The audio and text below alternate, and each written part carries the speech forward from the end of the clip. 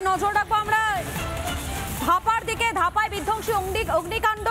ইতিমধ্যে দমকলে দুটি ইঞ্জিন পৌঁছেছে। সরাসরি চলে যাবো আমাদের প্রতিনিধি অনুপম রয়েছেন অনুপমের কাছে। অনুপম, এই মুহূর্তে কি পরিস্থিতি?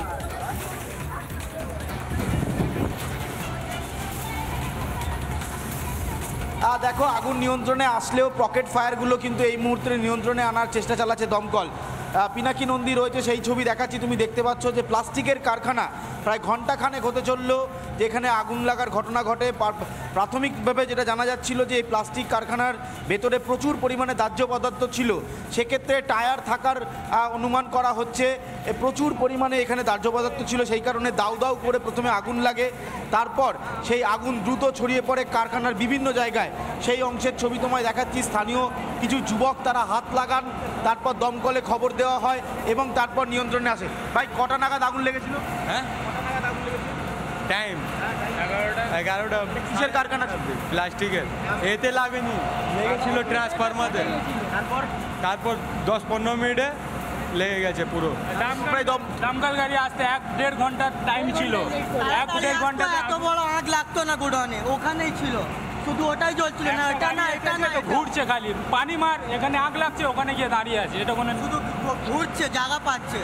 দমকল সময় আসেনি? না, 1-1.5 ঘন্টা পরে এসেছে। দমকল টাইমে আসেনি? 1-1.5 ঘন্টা পরে এসছে। সেই জন্য আগুনটা আরো ছড়িয়ে গেছে। হ্যাঁ, আবার চলছিল আজকে খুব জোর। হ্যাঁ, ট্রান্সফরমারে লেগেছে। তারপরে আবার চলতে চলতে ওর ট্রান্সফরমার কাছে একটা গুডন ছিল, ওই গুডনে লেগেছে, হাওয়া থেকে পুরো ধরে নিয়েছে। একদমই তাই। আমি এই পাশে ছবিটা দেখাতে বললো, পিনাকি নন্দী রয়েছে আমার সাথে, সেই ছবি দেখাচ্ছে। এই দিকের কারখানাতেও আগুন লাগে। বিধ্বংসী অগ্নিকাণ্ডে কার্যত পুরে ছাই হয়ে গেছে গোটা এলাকা। এবং তোমায় জানিয়ে রাখি যে বিরাট এখানে প্রথমে পুলিশকে এখানে কন্ট্রোল করতে দেওয়া হয়, কারণ ধাপার গাড়ি একের পর এক গাড়ি ভেতরে ঢুকছিল। যে জায়গাতে, অর্থাৎ যে কারখানাতে আগুন লেগেছে, সেই কারখানাতে কিসের কারখানা, এখানে কি মজুত করা হতো?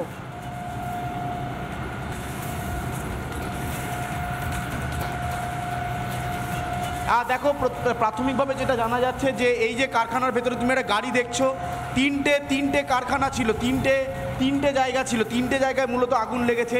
এখানে একটি টায়ারের কারখানা পর্যন্ত ছিল, সেটাও কিন্তু জ্বলে গিয়েছে। তুমি দেখতে পাচ্ছ একটা ভেতরে বড় গাড়ি, এখানে 407-এর মতন গাড়ি, সেই গাড়িটা লোডিং আনলোডিংয়ের জন্য আনা হয়েছিল, সেই গাড়িটি ভেতরে ছিল। সেই গাড়িটিও কিন্তু সম্পূর্ণটাই ভস্মীভূত হয়ে গেছে। তুমি দেখতে পাচ্ছ এটা টায়ারের কারখানা, ওদিকে প্লাস্টিকের কারখানা, তার পাশে আরও একটি কারখানা ছিল। আমি স্থানীয়রা রয়েছেন, একটু কথা বলবো যে এখানে এটা কিসের কারখানা? এটা টায়ারের কারখানা। আর ওইদিকে প্লাস্টিকের। হ্যাঁ, কটা কারখানায় আগুন লেগেছে? ও 8-10টা লেগে গেছে। হ্যাঁ, তুমি দেখতে পাচ্ছ যে পুরোটাই কিন্তু ভস্মীভূত হয়ে গেছে, ধোঁয়ায় ঢেকে গিয়েছে গোটা এলাকা। টায়ারের কারখানার ভেতরে যে বড় গাড়িটি দাঁড়িয়ে রয়েছে তুমি দেখতে পাচ্ছ, পিনাকিকে বলবো ডান দিকে দেখানোর জন্য। প্রচণ্ড পরিমাণে ধোঁয়া এবং এই যে গাড়িটি, সেই গাড়িটি সম্পূর্ণ পুড়ে ছাই হয়ে গিয়েছে। দমকল ঘটনাস্থলে আসতে দেরি হয়েছে বলে প্রাথমিকভাবে স্থানীয়রা জানাচ্ছে, কিন্তু পরপর যে কারখানায় আগুন লেগেছে, দমকলে দুটি ইঞ্জিন পৌঁছে গিয়েছে, আগুন নিয়ন্ত্রণে আনার চেষ্টা চলছে। তবে দাহ্য পদার্থ মজুদ থাকায় আগুন আনতে রীতিমতো বেগ পেতে হচ্ছে। এই আপডেটের দিকে আমাদের নজর থাকবে। আপাতত তোমাকে ধন্যবাদ অনুপম।